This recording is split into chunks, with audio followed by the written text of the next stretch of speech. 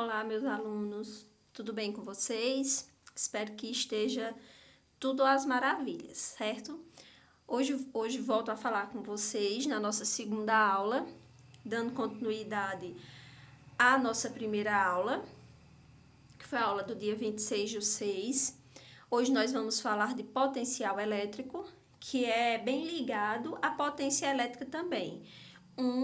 Depende sempre do outro, certo? Tem sempre um nos faz lembrar o outro, na verdade. Os dois, eles estão sempre vinculados. Eu trago aqui para vocês uma pequena introdução do que é o potencial elétrico. Ele é uma grandeza escalar vinculada à energia potencial armazenada em cargas elétricas.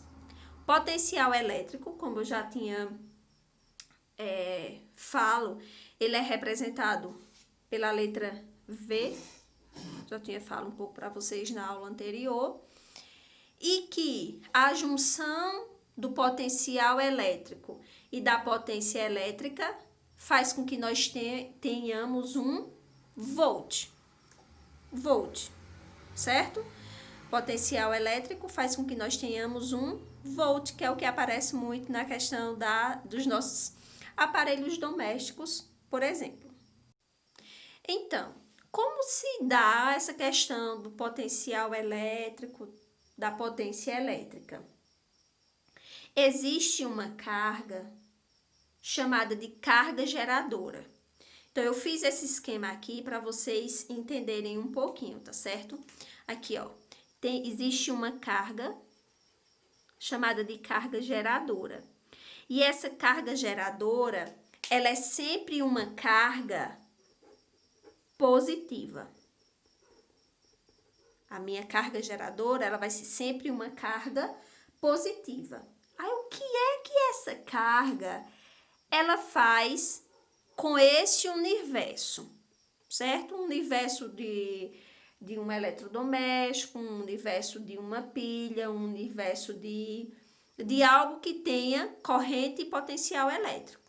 Potência e potencial elétrico, certo? Que é basicamente a mesma coisa, o que acontece com a questão de uma luz, certo? Então, nós não conseguimos enxergar, não conseguimos pegar, não conseguimos representar como é para ser representado. Mas para que vocês tenham uma noção, esse potencial, ele foi representado através dessas linhas vermelhas aqui, ó, certo? Ele está sendo representado por essas linhas vermelhas aqui. Aqui eu tenho a minha carga geradora, que é positiva, e que essa carga geradora, ela vai fazer com que se tenha essas linhas vermelhas aqui, certo? É como se eu acendesse a luz e de repente clareasse tudo. Um ponto positivo, aí clareou tudo, certo? E com isso, nós conseguimos saber que essas linhas, elas são linhas radiais, radiantes e divergentes. Por que elas são divergentes? Porque elas divergem para o lado positivo. Ora, se a minha carga geradora ela é positiva, ela vai divergir para o meu lado positivo. Aí, às vezes, a gente fica, mas será que tem como provar que isso é possível, que isso acontece? Tem. O que é que a gente faz? A gente pega uma carga menor de que a existente. Essa carga menor é uma carga negativa? Não. Ela é uma carga também positiva, porém uma carga de quantidade menor do que a existente, certo? Que a gente pode chamar essa carga existente de... Vou pegar aqui essa primeira linha e vou dizer que essa carga aqui é uma carga menor de ponto Q, certo? É uma carga menor de ponto Q. E como é que eu posso fazer essa questão da carga de prova? Por quê? Se eu pegar essa carga aqui menor do que essa e desprezar, vou deixar ela lá. O que é que acontece? A gravidade faz com que a força ela seja resultante. Ou seja, ela vai entrar em movimento para que as coisas aconteçam. Mas de que forma? Olha só, se eu tenho aqui uma carga positiva, certo? Tem um ponto aqui. Tem um outro ponto aqui que eu chamei de Q, onde esse Q vai ser a minha carga desprezível. É como se eu pegasse a tomada, colocasse, pegasse a tomada do meu eletrodoméstico e colocasse na tomada de casa para que ele pudesse começar a funcionar. Eu estou pegando uma carga de ponto menor, que é positiva, e colocando em uma carga de ponto maior, que é negativo, fazendo com que o meu eletrodoméstico ele comece a funcionar. Certo?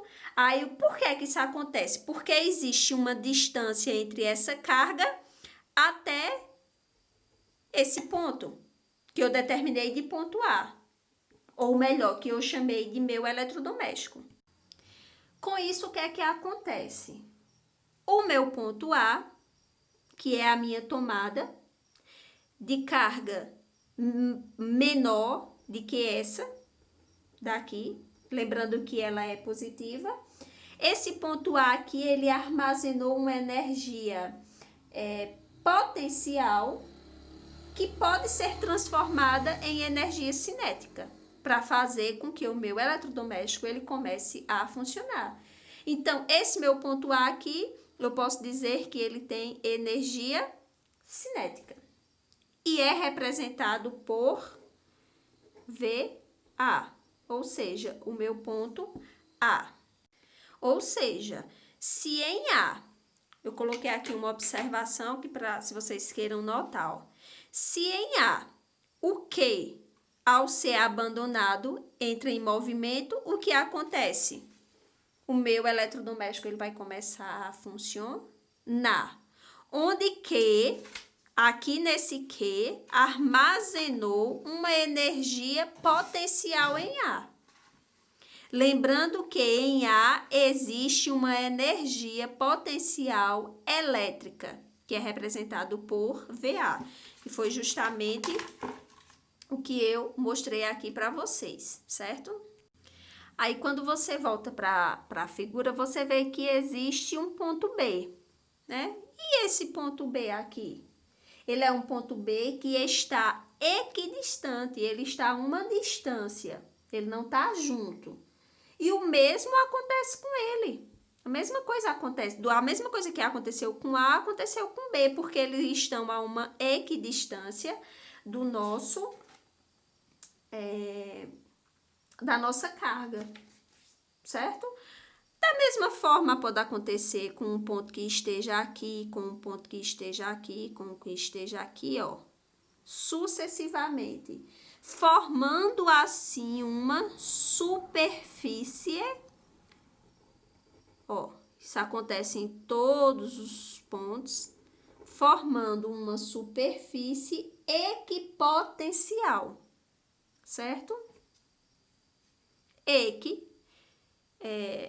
Colocar aqui, superfície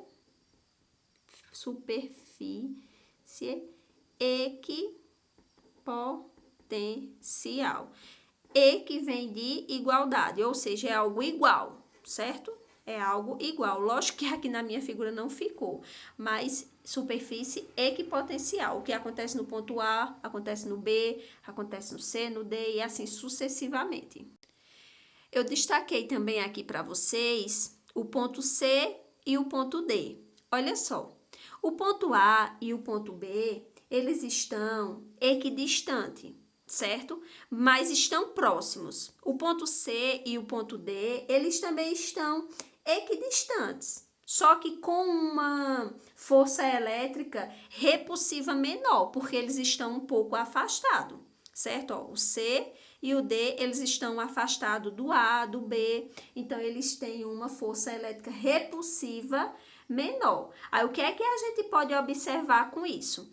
Que o ponto A e que o ponto B são iguais. Então, eu tenho que VA, nós chamamos de, que são as linhas, VA é igual a VB, que seria igual a VC, caso fosse aqui, que seria igual a VB, a VD e assim sucessivamente. E que o ponto C e o ponto D, eu não posso dizer que eles são iguais ao ponto A. Não posso de forma nenhuma, porque a distância repulsiva elétrica deles é menor. Então, eu posso dizer que o ponto C, ele é menor que o ponto A. É só uma questão da gente conseguir identificar, certo, pessoal? Aí aqui eu destaquei para vocês que em vermelho nós temos as linhas de força. E aqui onde tem o ponto C, o que passa dele, nós chamamos de campo elétrico. São as coisas que repassam dele, ok? E só lembrando que da mesma forma que teve uma superfície equipotencial, aqui também pode acontecer o mesmo, certo? Nessa distância de força elétrica repulsiva, também pode ter uma superfície equipotencial, só que essa superfície equipotencial são concentradas da carga, que essa carga ela pode ser perpendicular, certo? Da mesma forma que existe essa superfície, existe essa, como iria existir outras N superfícies.